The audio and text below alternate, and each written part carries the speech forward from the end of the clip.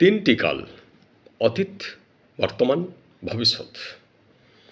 এখন শাস্ত্র বলছে যে এই যে আমরা জীবন ধারণ করছি, প্রত্যেক দিনকার যে আমাদের চিন্তা, এই চিন্তাটা শুধু বর্তমানের মধ্যেই সীমাবদ্ধ থাকা উচিত। কিন্তু দুঃখের বিষয়, বেশিরভাগ মানুষের মন অতীত এবং ভবিষ্যতের মধ্যে ঘোরাফেরা করছে।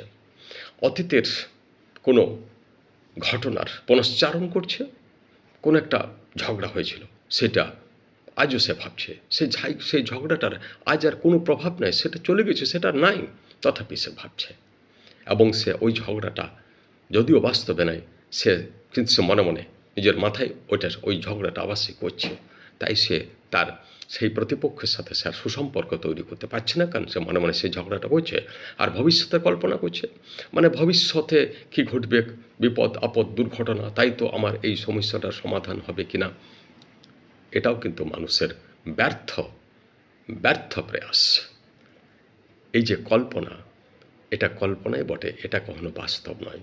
কারণ ভবিষ্যতে কী হবে তা কেউ জানে না। মানুষ ভবিষ্যৎ সম্পর্কে বহু কিছু ভাবে, কিন্তু বাস্তবে তার খুব সামান্য পরিমাণে মিলে। আর অতীত মানে মিথ্যা, যেটা কেবল মানুষ ব্যর্থ চিন্তা করে, যেটার উপরে মানুষের কোনো হাত নাই, অথচ সেটার উপরে মানুষ বেশি টাইম পাস করছে এবং মস্তিষ্ককে বেশি পরিশ্রান্ত করে তুলছে। নমস্কার।